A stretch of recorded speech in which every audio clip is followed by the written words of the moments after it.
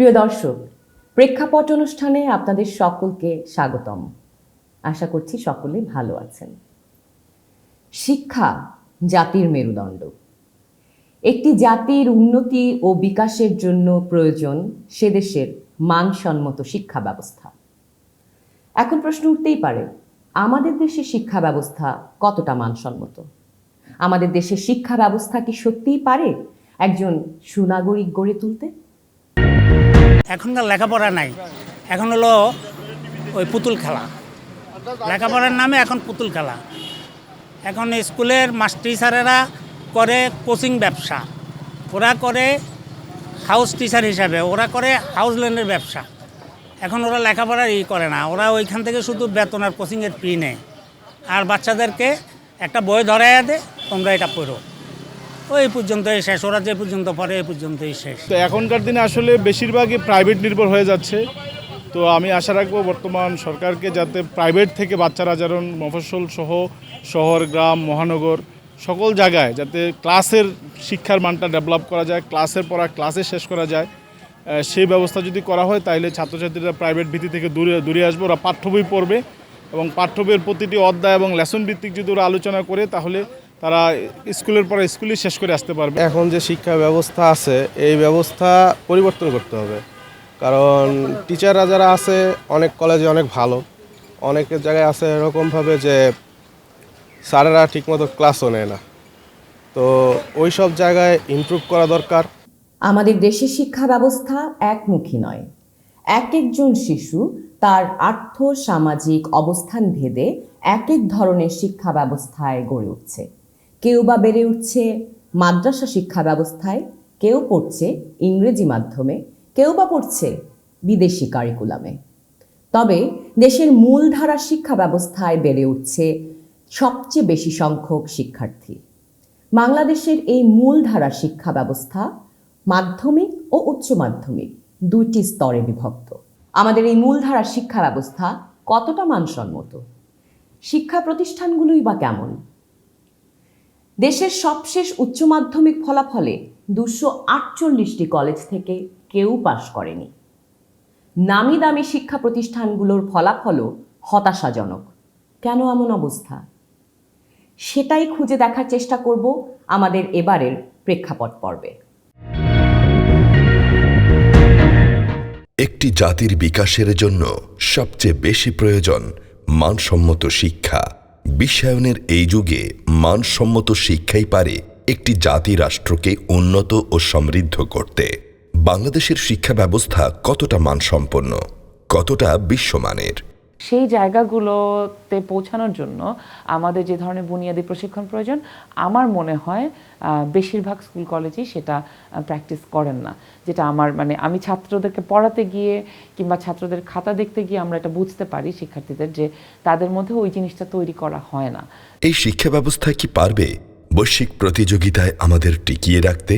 শোভন কর্মসংস্থানের জন্য যে ধরনের আপনার দক্ষ জনশক্তি দরকার হয় সেটাও কিন্তু আমার প্রস্তুত হচ্ছে না। সেহেতু যেই মানুষগুলো প্রত্যাশা করেন যে ওনারা দক্ষ হিসেবে যেই বেতন কাঠামো, মজুরি কাঠামো থাকে, কিন্তু ওনারা প্রকৃত অর্থে ডিগ্রি পেলেও শিক্ষিত কতখানি, এই প্রশ্ন কিন্তু বাজার করছে। এবং এই প্রশ্ন করছে দেখেই অনেক ক্ষেত্রে এখন আমি ব্যক্তিখাতের বিভিন্ন দিন থেকে শুনি যে মধ্য পর্যায়ে যে ব্যবস্থাপনায় কাজ করবে এইরকম কর্মজীবী বা চাকরিজীবী পাওয়ার ক্ষেত্রে তাদের অনেক বড় ঘাটতি রয়ে গেছে। নলেজ ইন্ডেক্সে যদি আপনি গুগলে দেখেন যে নলেজ ইন্ডেক্সে আমরা কত পিছিয়ে আছি, ধরেন 136টা দেশের মধ্যে হয়তো 113তম আছি, বা ইনোভেশন ইন্ডেক্সে আমরা সেম ওয়েতে আমরা পিছিয়ে আছি। সুতরাং যেটা বিষয়টা হলো যে আমরা যে ধরনের শিক্ষা দিচ্ছি, আমাদের স্কুল আছে, কলেজ আছে, ইউনিভার্সিটি আছে, আমাদের শিক্ষক আছে, কারিকুলাম আছে, আমাদের বেতনও দেই, কিন্তু আসলে যে জিনিসটা যা শিক্ষা পাওয়ার সেটা আমাদের হচ্ছে না। স্বাধীনতার 54 বছর পর বাংলাদেশের শিক্ষা কার্যক্রম কোন পথে হাঁটছে? শিক্ষার যে পরিবেশ আমরা যাকে বলি সেইটা পরিবেশ নাই। জ্ঞান আমাদের সমাজে মূল্যবান না। এখানে মূল্যবান না হওয়াটাই স্বাভাবিক, কেননা এই জ্ঞানের সাথে, শিক্ষার সাথে কর্মের সংযোগ নাই। মানে শিক্ষা জীবনের শেষে একজন শিক্ষার্থী যে কাজ পাবে সেই নিশ্চয়তা নাই, বেকারত্ব ভয়াবহ আকার ধারণ করেছে। কাজেই শিক্ষার্থীদেরও আগ্রহ নাই ওই ব্যাপারে। আর দ্বিতীয় হচ্ছে, এটা খুব গুরুত্বপূর্ণ, যে শিক্ষার মান আমরা কখনোই উন্নত করতে পারবো না যদি না আমরা ভালো শিক্ষক পাই। এখন ভালো শিক্ষক পেতে হলে শিক্ষকের বেতন ভাতা তো বাড়াতে হবে, মান মর্যাদাও বাড়াতে হবে। এখন শিক্ষকের তো মান মর্যাদা নেই সমাজে। বাংলাদেশে এমন অনেক শিক্ষা প্রতিষ্ঠান আছে যেখান থেকে কেউ পাশ করে না। সবশেষ উচ্চ মাধ্যমিক পরীক্ষায় এরকম 200-রও বেশি শিক্ষা প্রতিষ্ঠান থেকে একজন শিক্ষার্থীও পাশ করেনি। যে কলেজ থেকে কোনো স্টুডেন্ট পাশ করে নাই, অতএব সেই কলেজের কিন্তু নৈতিকভাবে কোনো অধিকার নাই যে তার টিকে থাকার। অতএব তাকে অ্যাবলিশ করা, রাষ্ট্রের সম্পদ তার পিছনে ব্যবহার করা হচ্ছে। অতএব রাষ্ট্রের সম্পদের সম্পূর্ণরূপে অপচয় হচ্ছে। কিন্তু সেই অপচয় রোধ করতে গেলে জাস্ট রিজিড রুলস কিছু আমার মনে হয় স্টেট লেভেলে পালন করতে হবে। কারণ রাষ্ট্র খরচ করছে, তার প্রতিদানে কি সে যদি স্টুডেন্টেই না পায়, পাশ করতে না পারে, তার মানে সেই সমস্ত প্রতিষ্ঠান রাখার আদৌ কোনো যুক্তি নাই। কিভাবে চলছে এই সব কলেজ? প্রেক্ষাপটের সরেজমিন অনুসন্ধানে উঠে এসেছে এসব প্রতিষ্ঠানের করুণ চিত্র। দুপাশে উঁচু উঁচু অট্টালিকা। রাজধানীর মহানগর প্রজেক্টের পথ ধরে Al Furqan English high school and কলেজের সন্ধানে এ ব্লকের এ ভবনটির দিকে ক্যামেরা। বাহিরে প্রতিষ্ঠানটির নামের সাথে একাধিক ভিন্ন ভিন্ন প্রতিষ্ঠানের বিজ্ঞাপন, যে বিজ্ঞাপনের আড়ালে হারিয়ে গেছে শিক্ষা প্রতিষ্ঠানটির নামটিও। ভেতরে প্রবেশপথে শারীরিক থেরাপি সেন্টারের ব্যানার। দ্বিধাহীন লেন্সে সিঁড়ির পথ ধরে দোতলায়। একটি শিক্ষা প্রতিষ্ঠান এটি। স্কুল কলেজের ভবনটি ব্যতিক্রমী আদলে সাজানো। এতটাই ব্যতিক্রম যে এই কলেজের শিক্ষার্থীদের শিক্ষা কার্যক্রম কি থেরাপির মাধ্যমে হয়ে থাকে? সেই প্রশ্ন নিয়ে ভবনটির প্রতিটি ফ্লোরে প্রেক্ষাপট। মোবাইলে ইউটিউব দেখে পাঠদান করাচ্ছেন শিক্ষক। বোর্ডে যখন 4 লাইন লিখছেন শিক্ষক, ঠিক তার বিপরীতে বেঞ্চে বসা অমনোযোগী ছাত্রটির খাতা পুরো সাদা। অন্যদিকে বেঞ্চ ফাঁকা, বন্ধ দরজায় শ্রেণীকক্ষ। 2-1টি শ্রেণীকক্ষে কয়েকজন শিক্ষার্থীর উপস্থিতি, অথচ প্রতিষ্ঠানটিতে থাকা কলেজের শিক্ষার্থীদের কোনো দেখাই মিলল না। কলেজের ক্লাসটা সাধারণত আমরা 3 তলায় দোতলায় অডিটোরিয়ামে করতাম। এখন এখানে মাল্টিমিডিয়া একটা ক্লাস আছে, যেটা বন্ধ দেখলেন, ওই ক্লাসটা কলেজের ক্লাস হয়। ফিরে আসি থেরাপি সেন্টারের দিকে। প্রতিষ্ঠানটির পরিচালনা কিভাবে এবং কে করছেন তার খোঁজ নিতে দরজা খুলতেই এই দৃশ্য। হ্যাঁ, তিনি কলেজটির চেয়ারম্যান। কলেজের শিক্ষার্থীর অনুপস্থিতিতে কিভাবে চলছে তার এই থেরাপি, যেখানে একজন শিক্ষার্থীও এইচএসসিতে উত্তীর্ণ হয়নি? আমি কোনো সময় এই জন্য কাজ করি না। আমি কাজ করি আল্লাহ তাআলার সন্তুষ্টির জন্য। এইটা কাজে সুনাম দুর্নাম তো আল্লাহর হাতে, কোরআনে বলছে। কলেজে আমি কলেজের শিক্ষার্থী 2 বছর নেই না, কারণ তারা বলছে যে আমরা শুধু পরীক্ষা দেব, আমরা ক্লাস করব না। আমি এরকম ছেড়ে পড়ে নেই না। কাজে আমি বলছি কলেজই বন্ধ করে দেবো, দরকার নেই।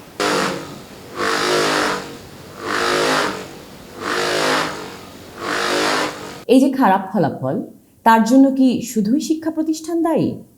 এই প্রশ্নের উত্তর আমরা খুঁজে বের করার চেষ্টা করব। একটু অপেক্ষা করুন, ফিরছি কিছুক্ষণের মধ্যেই। খিলগাঁওয়ের পথে প্রেক্ষাপটের ক্যামেরা। দূর থেকে একটি উঁচু ভবন জুড়ে লেখা বাংলাদেশ কমার্স কলেজ, অথচ ভবনটিতে নেই কোনো শিক্ষার্থী ও শিক্ষক।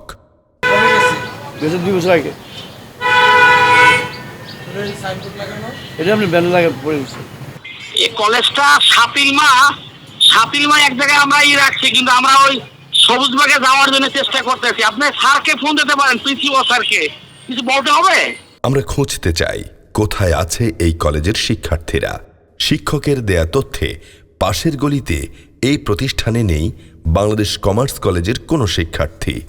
অসত্য তথ্যের সত্যতা নিশ্চিতে এই প্রতিষ্ঠানটির শিক্ষকদের উপস্থিতিতেই ফোনে কথা হয় বাংলাদেশ কমার্স কলেজের পরিচালকের সাথে। আমাদের শিক্ষার্থীরা যখন এই এখানে যেগুলা ভর্তি হয় এগুলো একটু লোয়ার ক্লাসের, কিন্তু ওরা ক্লাস করে না। সাধারণত ক্লাস না করলে ধরেন আমি স্টুডেন্ট পড়াবো কিভাবে? রাজধানী ঢাকা জুড়ে ব্যাঙের ছাতার মতো এসব কলেজের নেই কোনো শিক্ষা কার্যক্রম। এমন একাধিক কলেজ রয়েছে যাদের কোনো শিক্ষার্থী এইচএসসিতে পাশ করেননি। আমাদের শিক্ষা ব্যবস্থা রন্ধে রন্ধে সমস্যা। আমরা অনেক সময় স্টুডেন্টকে ব্লেম করি যে তুমি ভালো করছো না, তোমার পারফরমেন্স খারাপ হচ্ছে, কিন্তু এর দায়বদ্ধ যেমন আমার শিক্ষার্থীর আছে, এর দায়বদ্ধ শিক্ষকের আছে, এর দায়বদ্ধ যারা সরকার পরিচালনা করছেন তাদের জবাবদিহিতার আছে। তো এখন যেটা হচ্ছে, আমি যদি কলেজগুলোর দিকে তাকাই, শিক্ষার্থী কলেজে যাচ্ছেন, এই কলেজ আসলে ঠিকমতো পড়ানো হয় কিনা, ধরেন সায়েন্সের ছেলে যে ল্যাব করবে আসলে ল্যাবটা ঠিকমতো করা হচ্ছে কিনা, তাদের কতদিন আসলে কলেজ খোলা থাকে এটাও দেখতে হবে। যদি কলেজ খোলা থাকে শিক্ষকরা আসলে কি পড়ান, শিক্ষক রয়ে যায় কতটুকু পড়ান, কতটা দায়বদ্ধতা নিয়ে পড়ান, কতটা আগ্রহ নিয়ে পড়ান, কতটা তারা কমিটেড আছেন তাদের প্রফেশনের প্রতি, এই জায়গাটাতে বড় দুর্বলতা আছে। তো শিক্ষকরা কিন্তু কমিটেড না ওই জায়গাটা। কেন কমিটেড না? কারণ তাদের জবাবদিহিতার জায়গাটাই। তারা কলেজে যান, কখনো কখনো যান, কখনো যান না, এবং শিক্ষার্থী আসেন না বলে অবশ্য কলেজের শিক্ষকরা যান না। তো এই যে একটা ব্যাপার, কিন্তু এই যে কলেজে যান না শিক্ষকরা, বা পড়ান না, বা সিরিয়াসলি পড়ান না, বা তাদের যে একটা জবাবদিহিতার মধ্যে থাকতে হবে, তাদের যে মেন্টরিং করতে হবে, মনিটরিং করতে হবে, সরকারের পক্ষ থেকে সেটা নাই। এটা তো আসলেই যথেষ্ট গবেষণা হওয়া প্রয়োজন যে কলেজগুলো কোন ধরনের সেটিংয়ে, রুরাল সেটিং, আরবান সেটিং, কেন এরকম খারাপ রেজাল্ট করলো, সেখানকার ছাত্ররা কি একেবারে ক্লাস করেনি কিনা, মানে এই জিনিসগুলো আসলে আমাদের জানা দরকার। ওখানে শিক্ষক যারা, তারা কি পার্ট টাইম না ফুল টাইম, তারা কি আসলেই শিক্ষার্থীদেরকে সময় দিয়েছেন, ওখানে কি কোনো মেজর পলিটিক্যাল ক্রাইসিস ছিল, এই জিনিসগুলো আসলে গুরুত্বপূর্ণ। ঢাকার বাড্ডার এই কলেজ ভবনটির দিকে লক্ষ্য করুন। বাহিরে বিভিন্ন ব্যবসা প্রতিষ্ঠানের সাইনবোর্ড। ঘড়িতে তখন দুপুর 1:30। সিঁড়ি ধরে 4 তলা যেতেই শাটার দেয়া এটি একটি কলেজের প্রধান দরজা, যেখানে ঝুলছে দড়ি। ভেতরে একজন কথিত শিক্ষক বসা, যিনি ক্যামেরা দেখেই চটে যান প্রেক্ষাপটের সাথে।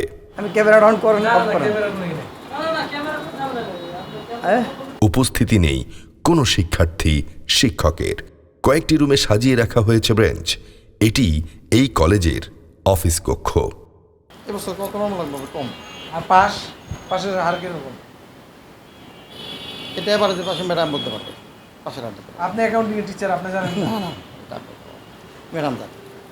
গত 1 বছরের শিক্ষা প্রতিষ্ঠানে পাশের হার বিগত বছরগুলোর তুলনায় অনেকটাই কম।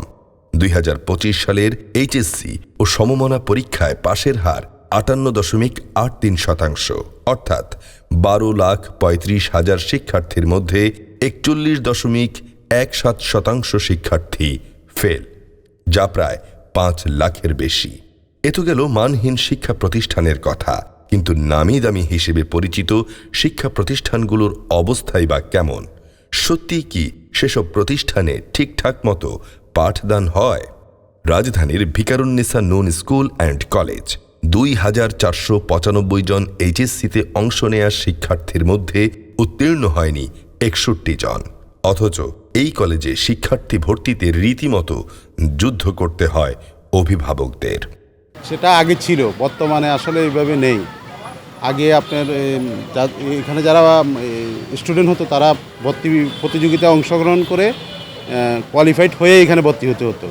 বর্তমানে গভর্নমেন্ট ওই লটারি সিস্টেম করাতে এখন জগা খিচুড়ি হয়ে গেছে, মানে ভালো খারাপ সব মিক্স হয়ে ভর্তি হয়, যার কারণে রেজাল্টের এই অবস্থা। এখানে শতভাগ পাস আগে করতো ঠিকই, এখন হলো অনেক স্টুডেন্ট ওই করোনার পর থেকে ডিভাইসের প্রতি আসক্ত বেশি। এখন তারা পড়াশোনা একটু মানে আগের চেয়ে একটু কমই করে। তারপরও কলেজেরও একটু আছে, সেরকমভাবে টাইট দিতে পারে না স্টুডেন্টদেরকে, অ্যাবসেন্ট থাকে বেশি। ভিকারুন্নিসার স্কুলের মানটা কিছুটা কমে গেছে। এটা ব্র্যান্ড, বাংলাদেশের একটা ব্র্যান্ড ভিকারুন্নিসা, তারপর হলো মতিঝিল আইডিয়াল, উত্তরা, এগুলো একটা বাংলাদেশের ব্র্যান্ড। এই ব্র্যান্ডটা আস্তে আস্তে নষ্ট হয়ে যাচ্ছে। এখানে নষ্ট হওয়ার বিষয়ের কারণটা হচ্ছে, যেখানে আমরা ভিকারুন্নিসা যারা আগে শিক্ষক ছিল, এই শিক্ষকগুলো ছিল খুব উন্নত মানের শিক্ষক, খুব উন্নত মানের শিক্ষক। আর এখন যে শিক্ষকগুলো রাখছে অস্থায়ী ভিত্তিতে, যার বেতন 15,000 টাকা। সে 15,000 টাকার বেতনের শিক্ষক কি স্কুলে পড়াবে? ঢাকা সিটি কলেজ রাজধানীর ধানমন্ডিতে কঠোর নিয়ম শৃঙ্খলায় পরিচালিত হওয়া এই কলেজে এবছর এইচএসসিতে উত্তীর্ণ হয়নি ৭২ জন শিক্ষার্থী, যারা A+ বা গোল্ডেন A+ পেয়েই এখানে ভর্তি হয়েছিল। এসএসসিতে ভালো ফলাফল পাওয়া শিক্ষার্থীরা কেন অকৃতকার্য হয়? আমাদের যারা গার্ডিয়ান আছি আমরা স্কুল কলেজে সবসময় খেয়াল করি যে বাচ্চারা পড়াশোনা করছে কি না বা কী পড়ছে না পড়ছে, আমরা এটা খেয়াল রাখতে পারি। শিক্ষার্থীদের এই সামাজিক যোগাযোগ মাধ্যম যেটা আছে এটা ব্যবহারটা কমানো দরকার, আর সাথে নিয়মিত ক্লাস করা দরকার, কলেজে আসা দরকার, মানে সোজা কথা অফলাইনে ক্লাস করা দরকার। ঢাকার নটরডেম কলেজ অভিভাবকরা বাইরে অপেক্ষা করছেন তাদের সন্তানদের জন্য। ঘড়িতে তখন বিকাল, তবুও ভেতরে চলছে শিক্ষা কার্যক্রম, কারণ এখানকার শিক্ষার্থীদের বাইরে কোচিং করতে হয় না। এখন সকল স্কুল কলেজে সারা বাংলাদেশের, এখানে সারা বাংলাদেশের ছেলেরা পড়ে, সারা বাংলাদেশে এই টিফিনের পরে কোনো ক্লাস হয় না, এবং অনেক ছেলেরাই আছে যারা কলেজে স্কুলে যাই না। স্কুলে না যাই, এর করোনা ছিল, এই যে এরা যখন পড়তেছে সেকেন্ড ইয়ারে, এরা 7, 8 2 বছর ছিল করোনা, 2 বছর স্কুলে যায় নাই।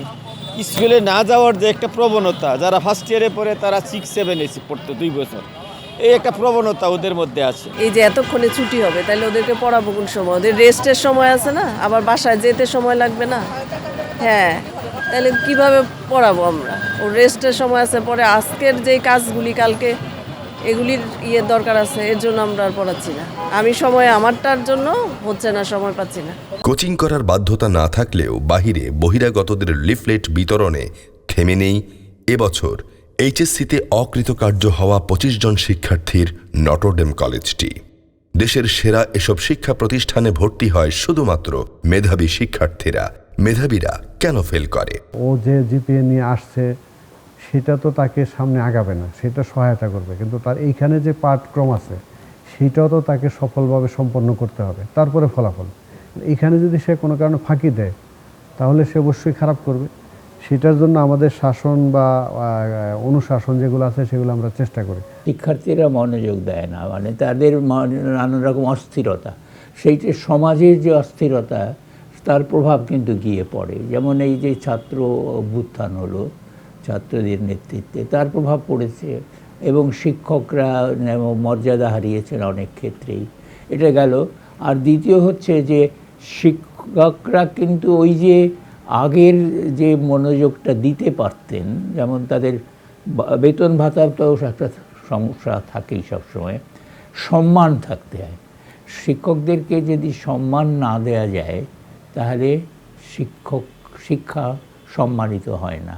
তো এই শিক্ষকরা যারা এই নামকরা কলেজে পড়ান, তারাও কিন্তু ওই মর্যাদা পান না সমাজে। তাদের মর্যাদাও নির্ধারিত হয় তাদের আয়ের ওপর দিয়ে।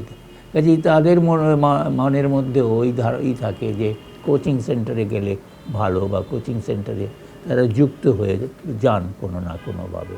এসব নামি দামি কাগজে কলমে সেরা শিক্ষা প্রতিষ্ঠানগুলোতে কি যথাযথ পাঠদান হয়? সেই কলেজগুলোর অবস্থার দিকে যদি তাকান, দেখবেন বছরে আসলে কয়টা ক্লাস হওয়া উচিত, কয়টা ক্লাস হয়েছে, আপনার সিলেবাস কতটুকু কভার করা উচিত, কতটুকু কভার করা হয়েছে। আপনি যদি ইন্ডিভিজুয়ালি ইন্টারভিউ নেন, এক্সেপশনাল কিছু কলেজ ছাড়া বাকি কলেজগুলোতে তো শিক্ষার অবস্থাই নেই। শিক্ষক রয়েছেন, বেতন পাচ্ছেন, কিন্তু তারা প্রকৃতপক্ষে শিক্ষার মধ্যেই ভালোভাবে সম্পৃক্ত হচ্ছেন না বিভিন্ন কারণে। পাঠদানি যদি হবে তাহলে এসব কলেজের শিক্ষার্থীরা কেন কোচিং সেন্টার নির্ভর? ক্লাসরুমে না পড়িয়ে বা লিটিল পড়িয়ে বা অল্প পড়িয়ে তার একটা গ্যাপ তৈরি করছে যে তুমি ফার্দার যদি জানতে চাও আমার কোচিংয়ে আসো, কোচিং ব্যবসার মধ্যে। সুতরাং কোচিং বা অনেক সময় গভর্নমেন্ট বলে আমরা কোচিং বন্ধ করে দেবো, এর আগে গভর্নমেন্ট বলছে কোচিং বন্ধ, কিন্তু কোচিং বন্ধ এমনি হয়ে যাবে যদি আমরা শিক্ষকদের ক্লাসে আনতে পারি। শিক্ষার সার্বিক মান বাড়াতে আমরা কতটা আন্তরিক সেটাই আমরা খতিয়ে দেখব এই বিরতির পর। রাজধানীর খিলগাঁও এলাকার এসব দেয়াল জুড়ে অসংখ্য কোচিং ব্যবসার সাইনবোর্ড, যা পরিচালনা করে থাকেন বিভিন্ন কলেজের শিক্ষকরা। ভবনের ভেতরে বেঞ্চ বসিয়ে বিভিন্ন শ্রেণীর শিক্ষার্থীদের কোচিং সেন্টার এগুলো। প্রেক্ষাপটের ক্যামেরার সামনে কথা বলতে রাজি না হওয়া শিক্ষকরা কলেজের শ্রেণীকক্ষে কতটা মনোযোগী হন পাঠদানে? ক্লাসে ছাত্র সংখ্যা থাকে প্রায় 35-40 জন। সেখানে পুরোপুরি সম্পূর্ণ বোঝানো সম্ভব হয় না, হয়তো বা 30 মিনিট 40 মিনিট সময় হয়। সেখানে একজন শিক্ষক CW HW সম্পূর্ণ করার পর একজন শিক্ষার্থী সম্পূর্ণ বুঝে উঠতে পারে না। আর একটা ক্লাসে সব রকমের শিক্ষার্থী থাকে না, কেউ ভালো ছাত্র, কেউ খারাপ ছাত্র। ভালো ছাত্র একটা ক্লাস খুব সহজে বুঝতে পারে, খারাপ ছাত্র হয়তো খুব সহজে বুঝতে পারে না। এই জন্যেই আর গার্ডিয়ানরাও চায় তাদের বাচ্চারা ভালো রেজাল্ট করুক, ভালো বুঝুক, এই জন্য তারা কোচিংয়ে শোনা করে। এই শিক্ষক নিজ কোচিংয়ে একাই বসে আছেন, নেই কোনো শিক্ষার্থী। ক্যামেরাতে কথা বলতে তার বাধা। মান তো অবশ্যই ভালো দিকে যাচ্ছে, আপনি খারাপ কোচিং করলে যে খারাপ হয়ে যাচ্ছে এমন না। শিক্ষা প্রতিষ্ঠানের অস্থিরতা। দেশের বিভিন্ন শিক্ষা প্রতিষ্ঠানের শিক্ষকরা হন লাঞ্ছিত। সন্ত্রাস, সহিংসতা যেন এখন শিক্ষাঙ্গনের স্বাভাবিক চিত্র।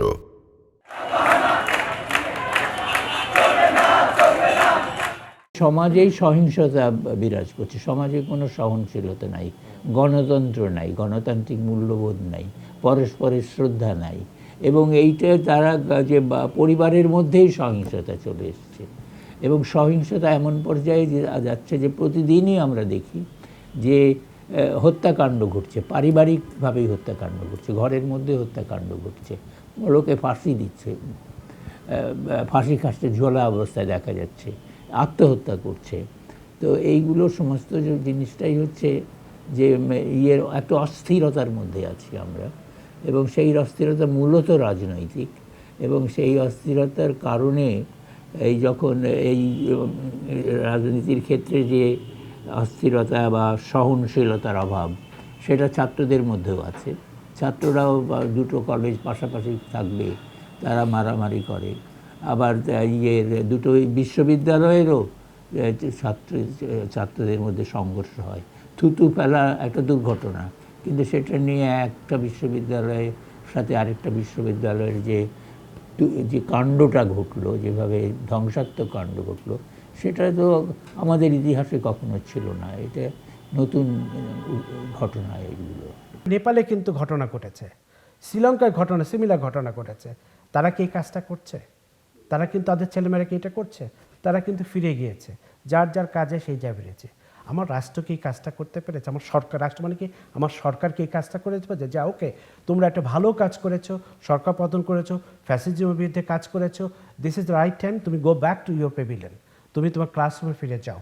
আমরা কি সেই কাজটা করতে পেরেছি? না, করতে পারিনি। তারা কি বলল যে এসএসসি ওই যে তারা সচিবালয়ে গিয়ে তারা আন্দোলন করলো। আমরা এই জায়গায় কী করে তাদের কথাগুলো মেনে নিয়েছি। শিক্ষার লার্নিংয়ে যে আমরা কম্প্রোমাইজ কেন করবো? ভাই তুমি যা করার তুমি সেটা করবা, কেন আইন হাতে তুলে নিবা? সরকার কিন্তু ওই জায়গাটাতে ফ্লেক্সিবিলিটি দেখাচ্ছে। ফ্লেক্সিবিলিটি দেখার কারণে স্টুডেন্টদের মধ্যে এক ধরনের কী হয়েছে, সাহস তৈরি হয়েছে, যে যার কারণে দেখেছে তুচ্ছ ঘটনা নিয়ে আপনি ঢাকা কলেজ, সিটি কলেজ তারা গণ্ডগোল করেছে। ইভেন ইউনিভার্সিটি লেভেলে দেখেছেন ড্যাফোডিল বা আরেকটা ইউনিভার্সিটির মধ্যে তাদের মধ্যে একটা কনফ্লিক্ট কেন হবে? কারণটাই হলো যে যখন আন্দোলন করেছে অতি স্পিড কাজ করেছে, আমরা যা করি তাই তো হয়ে যায়। ঢাকা সিটি কলেজ বনাম ধানমন্ডির আইডিয়াল কলেজ, কখনো বা ঢাকা কলেজ বনাম সিটি কলেজ, শিক্ষার্থীদের আন্দোলন, যে আন্দোলনে একটি শিক্ষা প্রতিষ্ঠানের সাইনবোর্ড পর্যন্ত খুলে নিয়ে আসে মেধাবী শিক্ষার্থীরা। তো মাঝে মধ্যে যেটা এখানে ওই যে কোচিং সেন্টার কেন্দ্রিক অথবা ব্যক্তিগত সামান্য কিছু রেশারেশি থেকে এই জিনিসটা হয়, যেটা পরে এই ব্যাপকতা লাভ করে। তো আমরা ইদানিং যেটা হচ্ছে আইডিয়াল কলেজ, সিটি কলেজের সাথে একসাথে জয়েন্টলি বসে তাদের সাথে ফুল দেওয়া, মিষ্টি খাওয়ানো, এই কাজগুলো করেছে। তো এর মধ্যেও দু একটা টুকটাক ঘটনা আজকেও হয়েছে, গতকালকে হয়েছে। এটার মেজার হিসাবে যেমন আজকে আমরা একজন ছাত্রকে বহিষ্কার করেছি, কারণ সে ঘটনার সাথে সম্পৃক্ত। তা আমাদের দিক থেকে আমাদের তাদের যেমন স্নেহ সহানুভূতি আছে, আবার কঠোর হওয়ার ক্ষেত্রে আমরা কিন্তু একেবারে কোনো রকম ছাড় দেওয়ার সুযোগ নেই। অন্যদিকে দুটি বেসরকারি বিশ্ববিদ্যালয়ের শিক্ষার্থীদের মাঝে তুচ্ছ ঘটনাকে কেন্দ্র করে আগুনে জ্বালিয়ে দেয় পুরো বিশ্ববিদ্যালয়টি। ঢাকা কলেজ, যার প্রতিষ্ঠাকাল 175 বছর পেরিয়েছে। এই কলেজের শিক্ষার মান দেশের সীমানা পেরিয়ে বিশ্বে কতটা এগিয়েছে। চলছে ভর্তি কার্যক্রম। দেশের বিভিন্ন শিক্ষা প্রতিষ্ঠান থেকে আসা শিক্ষার্থীরা ভর্তি কার্যক্রমের ব্যস্ততায়। যে আমরা কিন্তু সাধারণত দেখতে পাচ্ছি যে বারবার হচ্ছে Dhaka college, city college, ideal college মারামারি হচ্ছে, কিন্তু কোন বিষয়টা নিয়ে মারামারি হচ্ছে, যে কোনটা নিয়ে সেটার দিকে হচ্ছে আমরা ফোকাস করছি না। বর্তমানে এই আমাদের ঢাকা কলেজ ক্যাম্পাসে শিক্ষার মান নিম্নমুখী হওয়ার একটা বড় কারণ শিক্ষক এবং শিক্ষার্থীর মধ্যে একটা মনস্তাত্ত্বিক দ্বন্দ্ব। কোচিং বাণিজ্য, শিক্ষকদের নিয়ে শিক্ষার্থীদের অভিযোগ, সেশন জট সব মিলিয়ে দেশের শিক্ষা ব্যবস্থা কেন অন্ধকার পথে হাঁটছে? আমাদের শিক্ষা ব্যবস্থা এত জটিল হয়ে গিয়েছে, এত প্রবলেমেটিক হয়ে গিয়েছে যে এর আসলে হোল বডি চেক আপ করতে হবে। যেটা আমরা চেয়েছিলাম যে এই যে ইন্টিম গভর্নমেন্ট এসছে, তারা এতগুলো কমিশন করেছে, তারা শিক্ষা নিয়ে কোনো কমিশন করে নাই। কেন করে নাই? শিক্ষা তাদের কখনো প্রায়োরিটি ছিল না। আগের গভর্নমেন্টগুলো কতটা প্রায়োরিটি ছিল সেটা প্রশ্ন সাপেক্ষ। এই গভর্নমেন্টের কাছে তারাও এটা কমিশন করে নাই, কারণ শিক্ষা তাদের প্রায়োরিটি না। ইভেন ভালো শিক্ষার জন্য ভালো বাজেট দরকার, সে বাজেটও তারা দিচ্ছেন না। আমাদের শিক্ষা সবসময়ই পরীক্ষা কেন্দ্রিক হয়েছিল, এখনও তাই রয়েছে। তো ওই জায়গা থেকে তো বেরিয়ে আসতে হবে। তো সেজন্য ভালো শিক্ষক দরকার হবে এবং শিক্ষার পরিবেশ উন্নত করতে হবে, এবং যেটা আমি বলছিলাম যে কর্মের সাথে জীবিকার সঙ্গে শিক্ষাকে যুক্ত করতে হবে। তো এই সমস্ত কাজগুলো না করলে আমরা শিক্ষার মান উন্নত করতে পারবো না। দেশ ও জাতিকে উন্নত করতে হলে ঢেলে সাজাতে হবে দেশের শিক্ষা ব্যবস্থাকে। আলেয়ার পেছনে ছুটে চলা মেধাকে উন্নত করতে দৃশ্যমান আলো চাই। গবেষণা, উদ্ভাবনী চিন্তার বিকশিত হওয়ার পাশাপাশি বিশ্বের কাছে কর্মদক্ষতায় দেশের মেধাকে কাজে লাগাতে আর কতটা সময় নেবে বাংলাদেশ? দেশের মেধাবীরা চায় লাল সবুজের পতাকা জ্ঞান বিজ্ঞানে আলো ছড়াবে বিশ্ব সাম্রাজ্যের সামনে। প্রিয় দর্শক, আমরা যদি সত্যি আধুনিক, উন্নত ও প্রগতিশীল রাষ্ট্র হিসেবে বিকশিত হতে চাই, তাহলে শিক্ষার মান উন্নয়নের কোনো বিকল্প নেই। সেক্ষেত্রে শুধুমাত্র শিক্ষায় পাশের হার বৃদ্ধির ক্ষেত্রে মনোযোগ দিলে হবে না, পাল্টাতে হবে গোটা শিক্ষা ব্যবস্থাকেই। বিশ্বমানের সাথে তাল মিলিয়ে আমাদের দেশের শিক্ষা ব্যবস্থাকেও মান উন্নয়ন করতে হবে। আর তা যদি আমরা না করতে পারি, তাহলে বিশ্বের মেধাবাজারে আমরা পিছিয়ে যাব। আপনারা সবাই সুস্থ থাকুন, নিরাপদ থাকুন। দেখা হবে আগামী পর্বে নতুন কোনো বিষয় নিয়ে।